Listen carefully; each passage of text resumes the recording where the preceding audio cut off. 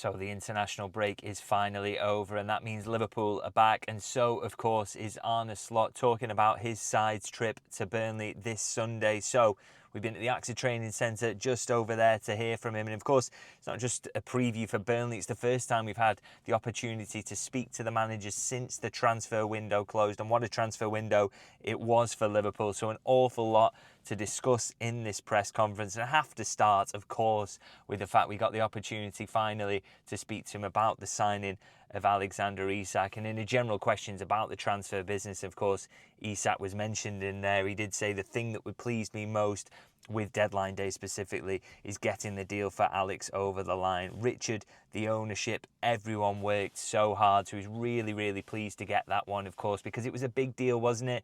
You do feel Liverpool would have been left a little bit short in attack had they not got that one over the line. And of course, it dragged on for such a long time. It was a will he, won't he kind of situation. So much concern that Liverpool wouldn't get it over the line, but they did in the end. So big praise for the ownership, FSG and Richard Hughes from Arne Slot. And as I say, the most pleasing thing for him on deadline day was to get that one over the line. Of course, there was a disappointment on deadline day, which was the failure to land Marc Guehi from Crystal Palace. Palace pulling out of that deal at the 11th hour in the end. And Slot asked about this, and of course he usually plays his cards close to his chest, doesn't he, whenever he's talking about transfers, but he actually didn't with this one, and for obvious reasons. He said, I think it would be ridiculous if I would deny we were close to signing him.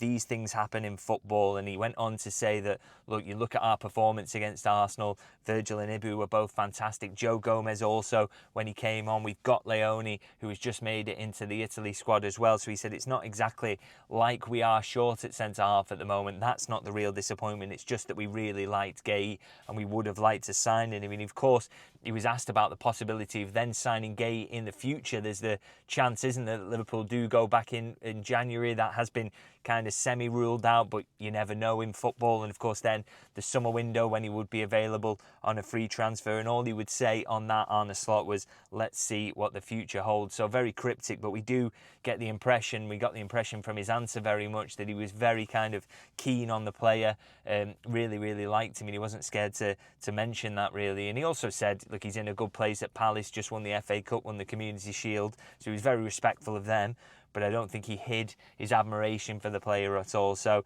don't really think that story's done, but we'll see how things move forward. Is there a small possibility something might happen in January? We will have to see. He said he was just thinking about Burnley at the moment rather than the January window, but we will see, because I don't think that's the end of the Marc Guehi story. And just to finish up on transfers, he was also asked about Harvey Elliott. He said he was really pleased he got his move to Aston Villa. He said he felt like he didn't play as many minutes as he perhaps deserved last season, and so to see him go out somewhere where he can make an instant impact at Aston Villa and somewhere he'll get the minutes that he's actually earning on the training pitch, he was really pleased for him to be able to make that move. Now, of course, the big question is with Alexander Isak, the big deadline day signing, is he going to be ready for this Burnley game? Is there going to be a chance that we can see him?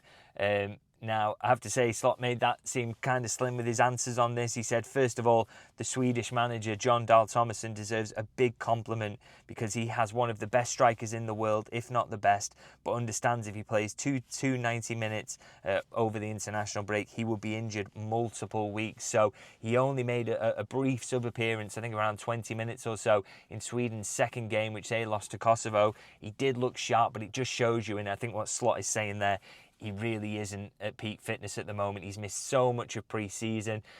He's not been training with Newcastle for a long time because he has effectively been on strike. So he's really not at peak fitness or anywhere close to it at the minute. And basically Slot was talking about the fact they're going to have to build him up. He's going to have to make unpopular decisions in terms of fans will want to see this player, they'll want to see him start, but he's not going to start for a while.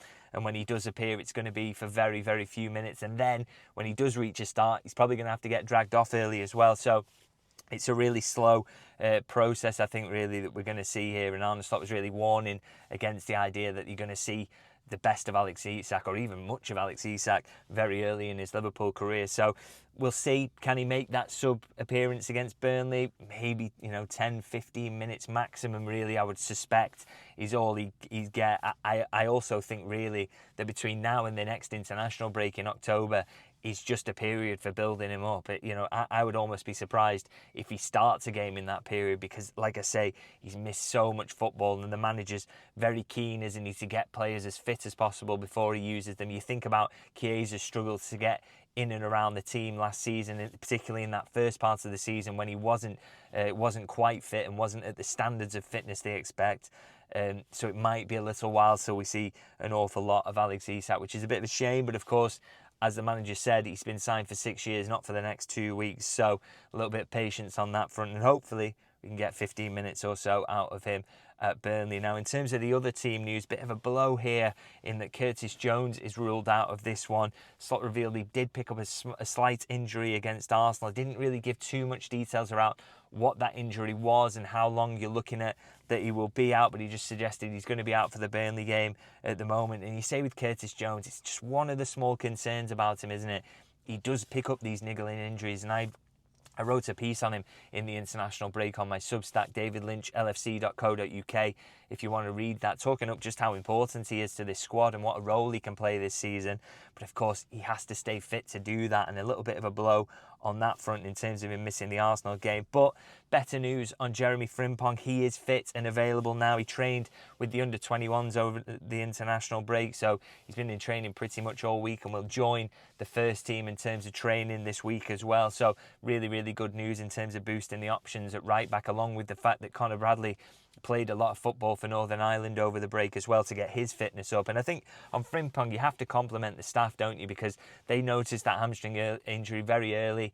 They got him off, protected him, and the consequences of that really, and the outcome of that, is that he's not had a very long layoff at all, only missed a couple of games. So I think that's real compliments to Liverpool's medical staff. And in terms of other injuries and what might the squad look like for Burnley, everybody else is coming into training together for the first time today. So they'll have a look at those players, see if anyone's got any knocks and niggles after the international break, but hopefully all okay. And interesting actually that Slot complimented some of the international managers, not just John Dahl Tomasson, but also the Holland manager as well, in terms of the use of Ryan Gravenberch. He only featured in one of the Netherlands matches, and Arne Slot very, very happy about that. Pretty sure we will see him in the starting 11 against Burnley. And just a final topic I want to talk about as well is, of course, the omission of Federico Chiesa from the Champions League squad.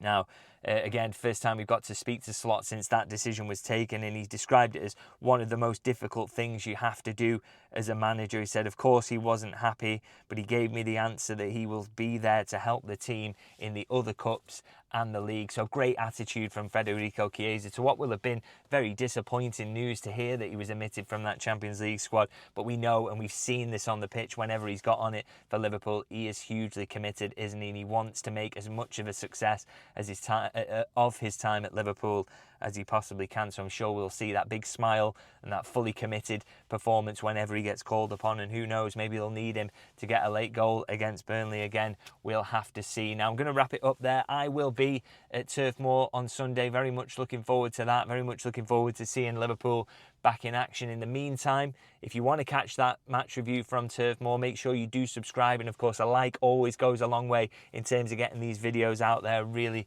really appreciate that. And don't forget to leave your thoughts on all the talking points in the comments. And I will see you guys very soon.